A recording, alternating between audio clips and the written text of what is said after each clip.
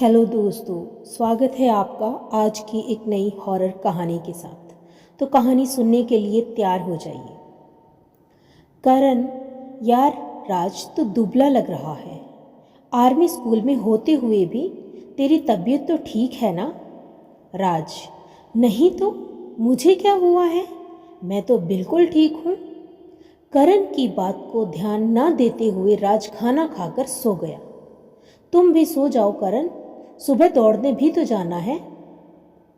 सुबह 3 बजे राज उठकर फ्रेश वगैरह करके चला गया। करण सोच में पड़ गया कि वो सुबह 5 बजे भी जा सकता था और ऐसे रोज जाता है जैसे कोई पुकार रहा हो। सुबह का वक्त, ठंड का मौसम, घना कोहरा और अंधकार। राज दौड़ते हुए गांव के एक पुल के पास पहुंचा। रुककर इधर उधर देखने लगा, मानो उसकी आंखें किसी को ढूंढ रही हो। तभी पीछे से कंधे पे हाथ रखते हुए अनामिका बोली, क्यों राज, मुझे ही ढूंढ रहे थे ना? राज झटके से पलटते हुए, उफ अनामिका, तुमने मुझे डरा ही दिया। अनामिका हंसते हुए, इतने में ही डर गए राज बाबू? गांव में आए हुए 2 महीने हो गए हैं आपको और अभी भी इस जगह को और मुझे नहीं जान पाए? राज अनामिका को अपनी बाहों में खींचते हुए, अभी और जानना चाहता हूं अनामिका। शर्माते हुए, अच्छा किसे? राज, तुम्हें और किसे? तुम्हें अपना जो बनाना है। अनामिका शर्माते हुए भाग गई और जाते जाते, मुझे तो नहीं जान पाओगे राज बाबू, कल मिलेंगे। राज अनामिका को, अरे रुको तो, रोज भाग जाती हो तुम यार, चिल्लाते हुए अच्छा कल मिलते हैं कहकर अपनी रनिंग पूरी करके वापस हॉस्टल आया। उसे आते आते ऐसा एहसास हुआ कि कोई उसका पीछा कर रहा हो। रास्ते में उसने पलट कर देखा तो कोई नहीं था। जब से वह पुलिया गांव आया था ट्रेनिंग के लिए, तभी से हर वक्त ऐसा एहसास होता जैसे कोई हर पल उसके साथ है। जब वो चल रहा होता है, ऐसा लगता है जैसे कोई उसके साथ चल रहा हो और वो दिन ब दिन दुबला होता जा रहा था। पर वो इन सब चीज़ों में ज़्यादा ध्यान ना देते हुए अपनी ट्रेनिंग पूरी कर रहा था। पूरा दिन पढ़ाई और ट्रेनिंग खत्म होने के बाद वो और करण खाना खाकर रूम में आए। करण, यार तुझसे एक बात पूछनी थी, तूने ध्यान दिया है खुद पर? तो काफ़ी दुबला होता जा रहा है। यहाँ पर ट्रेनिंग के लिए आए लड़के हट्टे कट्टे होते जा रहे हैं। तुम्हें नहीं लगता हमें एक बार डॉक्टर से इस बारे में सलाह लेनी चाहिए? राज चिढ़कर, फिर वही बात यार, मैंने कहा था ना, मुझे कुछ नहीं हुआ है, मैं बिल्कुल ठीक हूँ, स्वस्थ हूँ, बस थोड़ी सी कमज़ोरी महसूस कर रहा हूँ। काफ़ी दिनों से बस वही वजह होगी। तू सो जा और मुझसे दोबारा ये बात नहीं करना। करण राज के लिए फिक्रमंद था और उसे कुछ भी समझ नहीं आ रहा। अपने दोस्त के बदले हुए बर्ताव को वो भांप सकता था। उसने सोचा अगली सुबह वो राज के पीछे जाएगा और देखेगा कि वो कहाँ जाता है। उसी रात 1 बजे राज की नींद अचानक एक आवाज़ से खुली।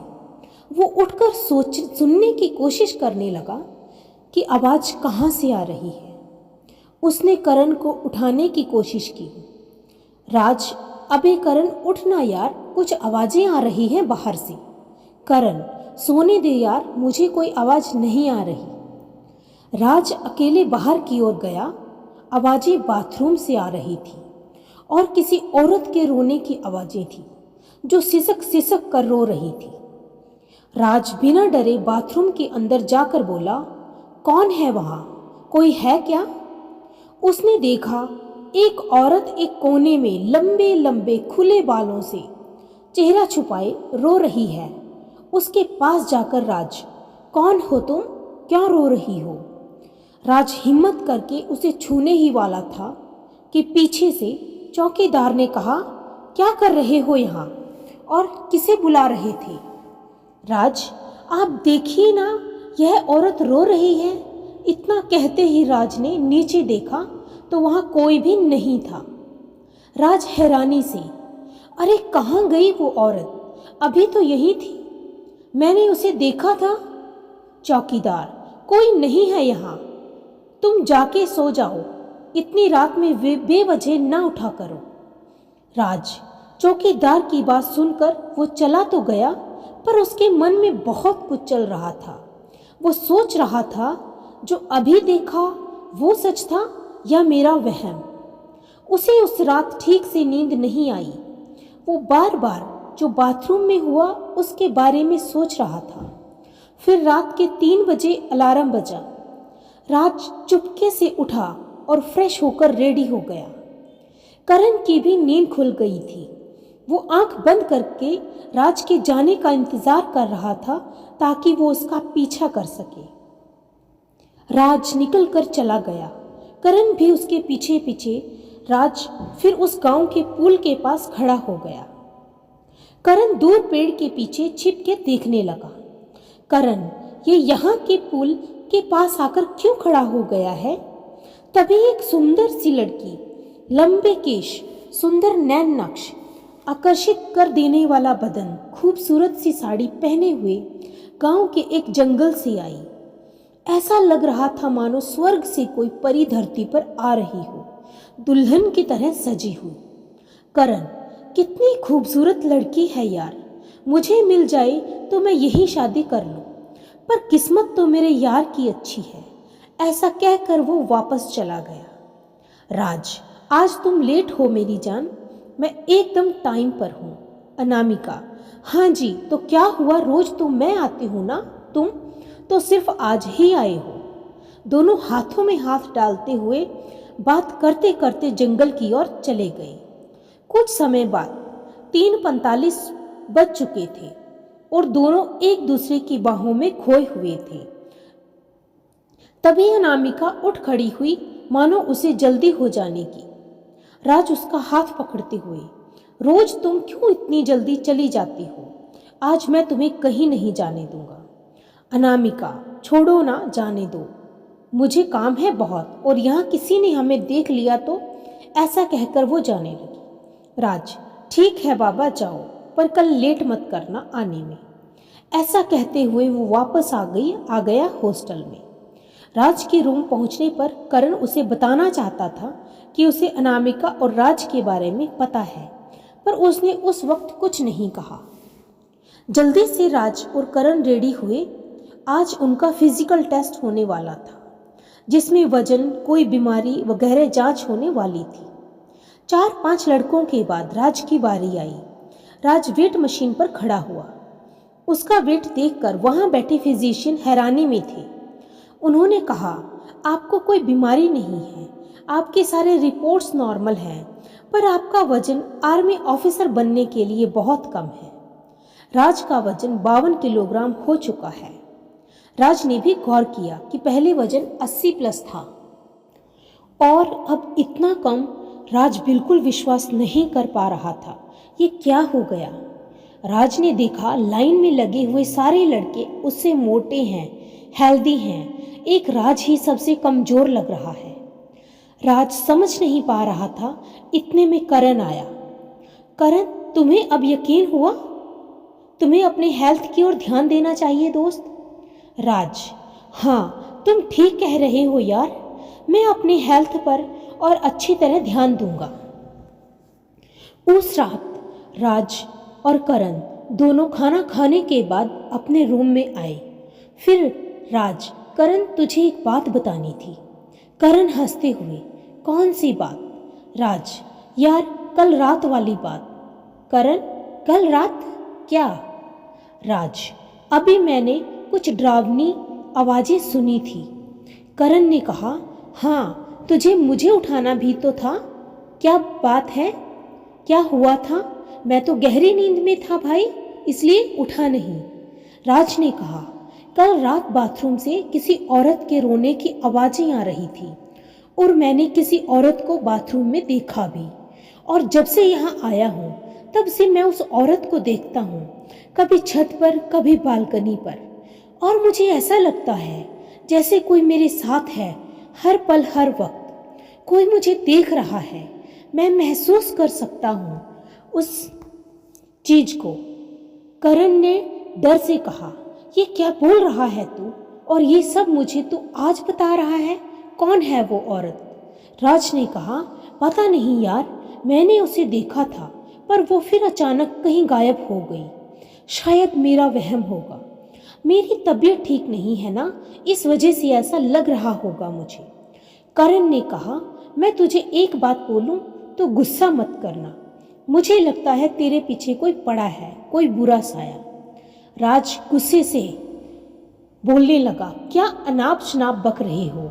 मैंने कहा था ना वो वहम भी हो सकता है। तो कुछ ज्यादा ही सोच रहा है। ऐसा कुछ नहीं है। करण ने कहा, देख अपने आप को, तेरी तबीयत कैसे बिगड़ती जा रही है, कैसे दिखने लगा है, सूख कर कांटा हो चुका है। मुझे लगता है किसी ने तुझ पर जादू टोना किया है। हमें किसी तांत्रिक या इन सब की जानकारी रखने वाले के पास जाना चाहिए। वो हमें कुछ ना कुछ रास्ता जरूर बताएंगे। राज गुस्से से तिलमिला उठा। देख, मैं इन सब भूत प्रेत पे, जादू टोने पर विश्वास नहीं करता हूँ। आज कह दिया मुझसे, ये सब बेतुकी बातें आज के बाद मत कहना। राज गुस्से में चला गया वहां से, करण की कोई बात ना सुनते हुए। करण आवाज लगाते हुए, राज मेरी बात सुनो। राज के जाने के बाद करण मन में सोचने लगा, क्योंकि वो राज की बहुत फिक्र करता है और नहीं चाहता है कि उसके दोस्त को कुछ भी हो।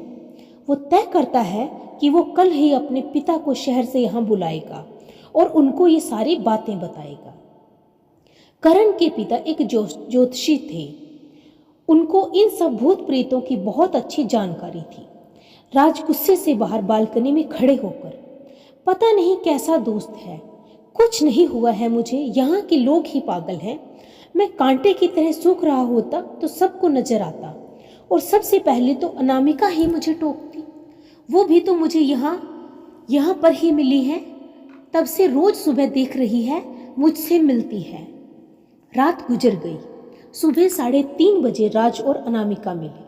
अनामिका ने कहा, राज बाबू, आज क्या हुआ, इतने मुरझाए से हो? रात नींद नहीं आई क्या? राज, हाँ नहीं आई। अनामिका ने कहा, क्यों, मेरे ख्यालों में खोए थे तभी रात भर सो नहीं पाए? राज परेशानी में बोला, नहीं ऐसी बात नहीं है। अनामिका रोते हुए, बताइए ना क्या हुआ, मुझसे कोई गलती हुई है क्या? मुझसे नाराज हो? राज प्यार से उसे गले लगाते हुए, अरे यही तो बात है, तुम गांव की गोरियों की। अरे बाबा, तुमसे कोई नाराजगी नहीं है, तुमसे भला कोई नाराज हो सकता है? तुमसे तो बस प्यार हो सकता है। ऐसा कहकर अनामिका को चुप कराकर गले से लगा लेता है। अनामिका भी उसकी बाहों में छिप जाती है। दोनों पुल के किनारे एक झोपड़ी है, वहां हमेशा से मिला करते और एक दूसरे को अपने प्यार से पूरा करते। दो जिस्म एक जान। अनामिका भी खुद को, अपने तन मन को राज को सौंप चुकी है। दोनों एक दूसरे को बहुत चाहते हैं। जब से राज यहाँ आया तभी से, और पहली नजर में ही अनामिका को अपना दिल दे बैठा था। और उसे याद, यहाँ आए 2 महीने बीत चुके थे, पर तब भी राज अनामिका के बारे में कुछ नहीं जानता था, सिवाय इसके कि वो इसी गांव में रहती है।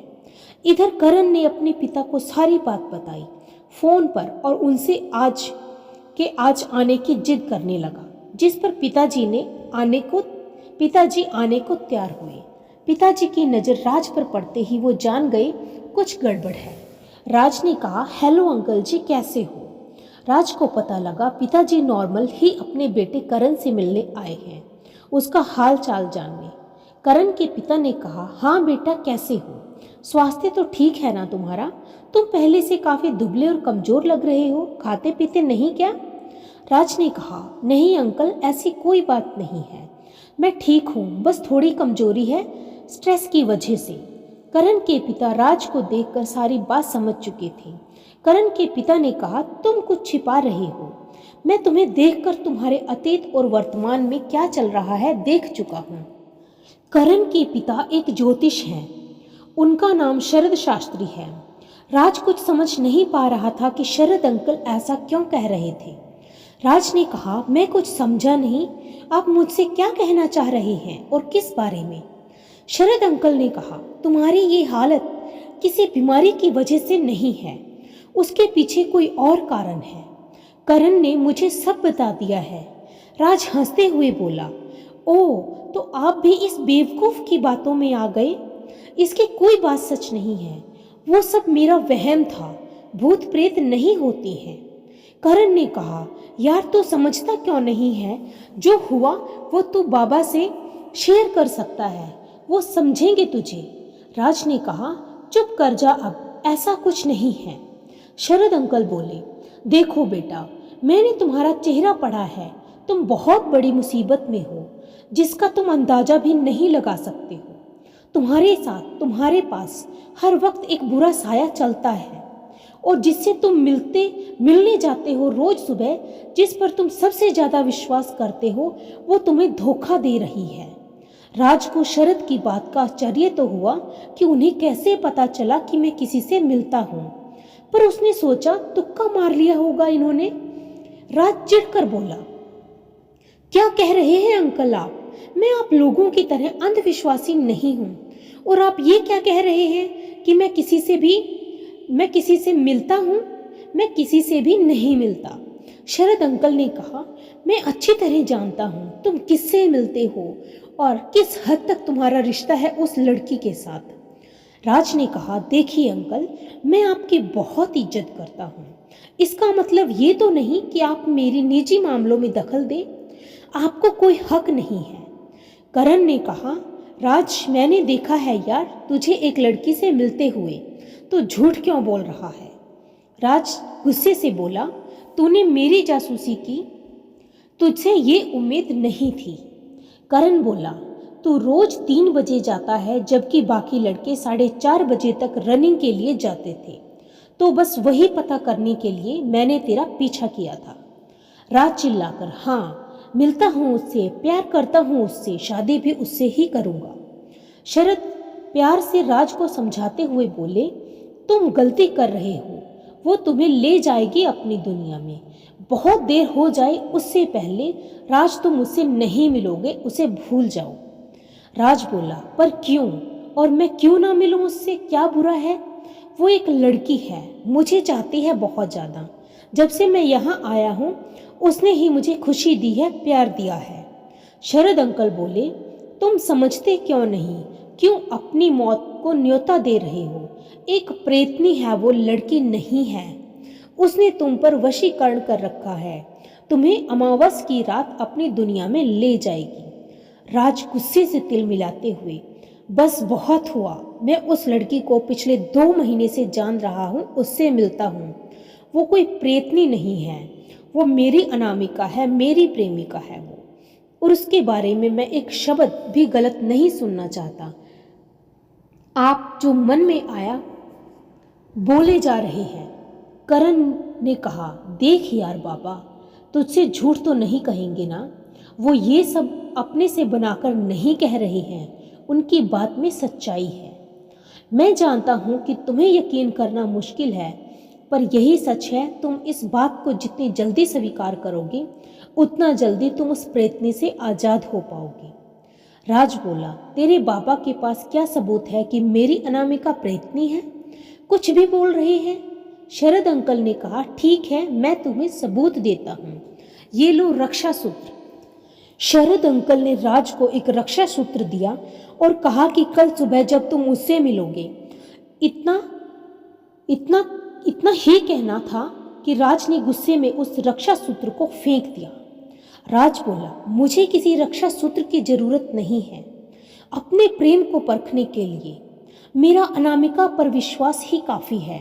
आप यहाँ से चले जाइए, मैं और कुछ नहीं सुनना चाहता हूँ। शरद अंकल बोले, तुम मेरे बेटे जैसे हो, मैं तुम्हारी भलाई के लिए ये सब कह रहा हूँ।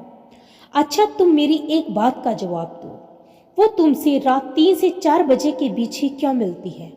वो तुम्हें 4 बजने के पहले ही छोड़कर चली क्यों जाती है? राज कुछ देर उलझन में पड़ा रहा, क्योंकि उसे भी आज तक अनामिका ने नहीं बताया था कि वो उससे मध्य रात्रि ही क्यों मिलती है, और अनामिका ने कसम दे रखी थी कि वो उसे जब जंगलों में वापस लौट रही हो उसका पीछा ना करें। शरद अंकल बोले, क्यों नहीं पता तुम्हें? मैं बताता हूँ, क्योंकि वो एक प्रेतनी है जो सिर्फ रात में अपने पूरे शरीर से दिखाई पड़ती है, और जिस समय में तुम उससे मिलते हो वो मध्य रात्रि 3 से 4 बजे के बीच भूत प्रेतों, पिशाच, प्रेत, प्रेतनी की शक्ति प्रबल होती है। उस समय सबसे खतरनाक समय होता है वह इंसानों के लिए, किंतु सबसे शक्तिशाली समय होता है प्रेतों के लिए। यही वो समय है जिसमें प्रेत जो चाहे कर सकते हैं, किसी को भी अपने वश में कर सकते हैं, और वो प्रेतनी भी तुम्हारे साथ ऐसा ही कर रही है। रात के अंधेरे में तुमसे इंसानी रूप में मिलकर तुमसे संबंध बनाकर तुम्हें खोखला कर रही है, और दिन के उजाले में तुम्हारे साथ हर पल साई की तरह रहती है। राज मायूस होकर बोला, नहीं नहीं अनामिका मुझे धोखा नहीं दे सकती है, ऐसा नहीं हो सकता है। शरद अंकल ने कहा, यही सत्य है। करण बोला,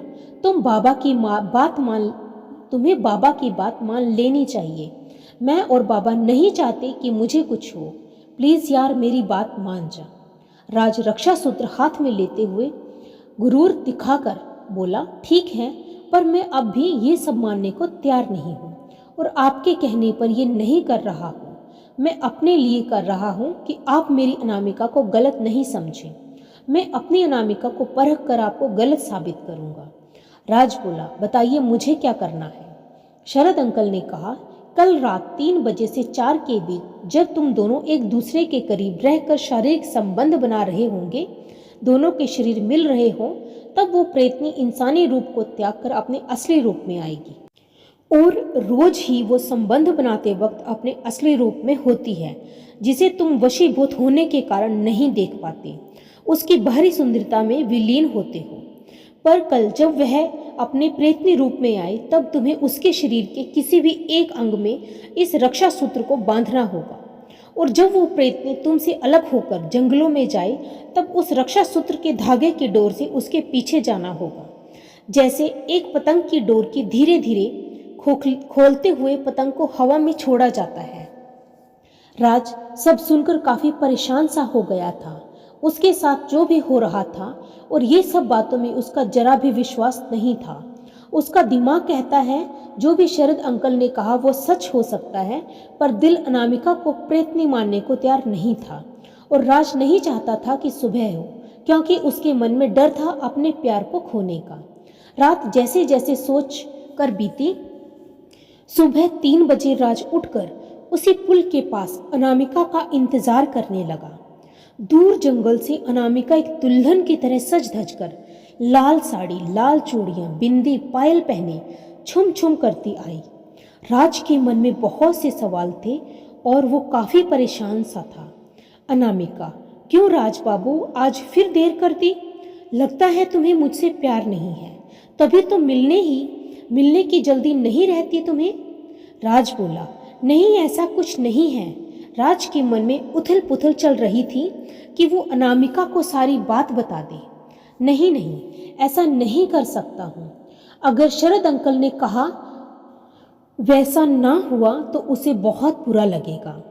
अनामिका राज को गले लगाते हुए, बाबू क्या हुआ, क्यों खोए हुए हो? राज, नहीं नहीं कुछ भी तो नहीं। अनामिका राज का हाथ थामे उसे उस पुल के किनारे उसी झोपड़ी में ले आई जहां वो दोनों मिला करते थे। राज चिंता में, अनामिका तुम मुझे प्यार करती हो ना?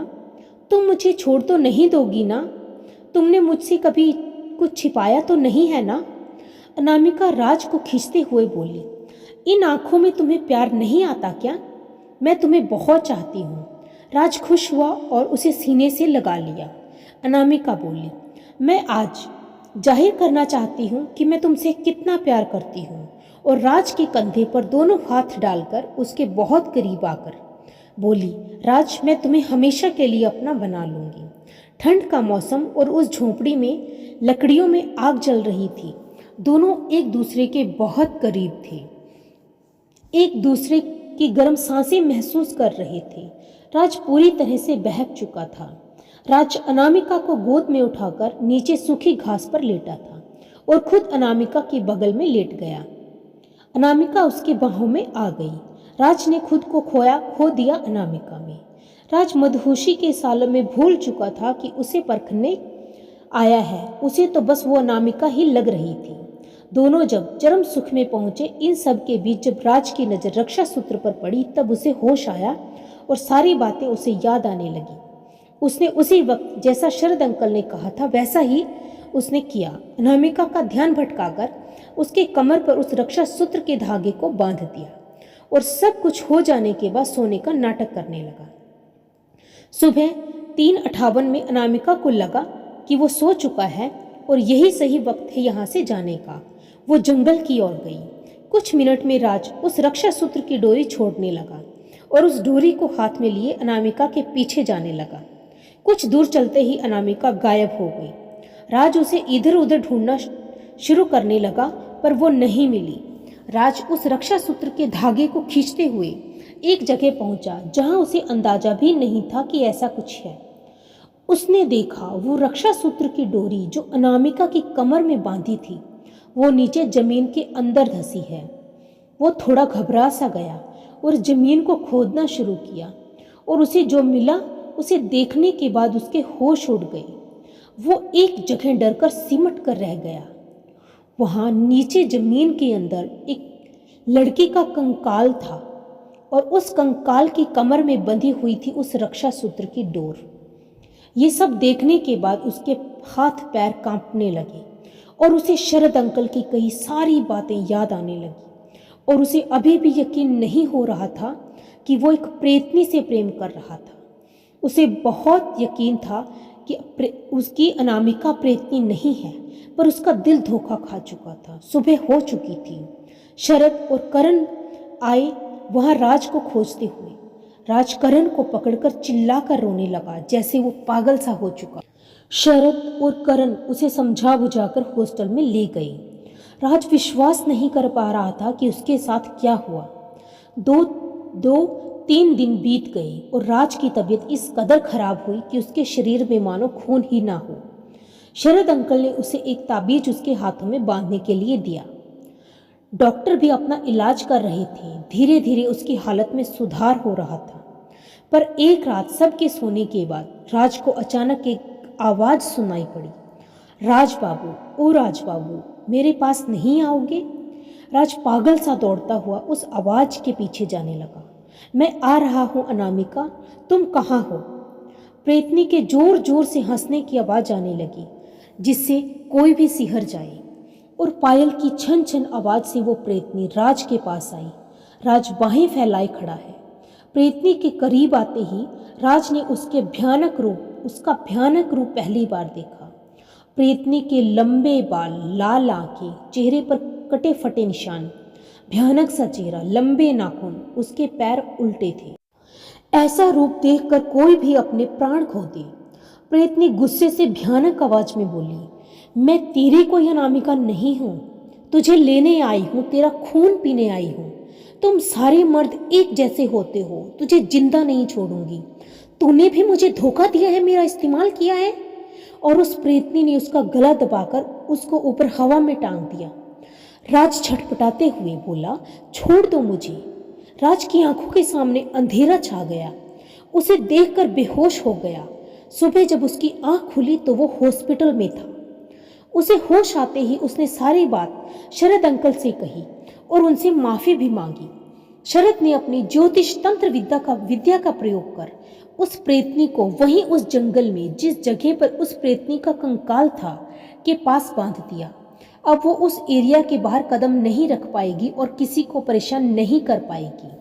बाद में पता चला कि बहुत साल पहले पुलिया गांव में अनामिका नाम की एक लड़की ने आत्महत्या की थी, क्योंकि उसके प्रेमी ने शादी का झांसा देकर उसका शोषण किया और उससे बिना शादी किए गांव से भाग गया। अनामिका ये चीज बर्दाश्त ना कर पाई और उसने आत्महत्या कर लिया। आत्महत्या के कारण उसकी आत्मा भटकती रही और वो प्रेतनी हो गई, जिसकी वजह से जब तक उसके जीवन की आयु रही होगी वो तब तक प्रेत योनि में रहकर उस आयु को पूरा करेगी। और राज वहाँ रोज सुबह 3 बजे जब वो सबसे शक्तिशाली होती हैं उनके समय में वहाँ स्पीड से गुजरता था जहाँ उस प्रेतनी की लाश थी। इसलिए उसने राज को अपना निशाना बनाया। राज कुछ महीनों तक डिप्रेशन में रहा। उस हादसे को भूलने में उसे काफ़ी समय लगा और उसने इस हादसे के बाद पुलिया गांव छोड़ दिया, शहर लौट आया। आज इस हादसे को 8 साल गुजर चुके हैं।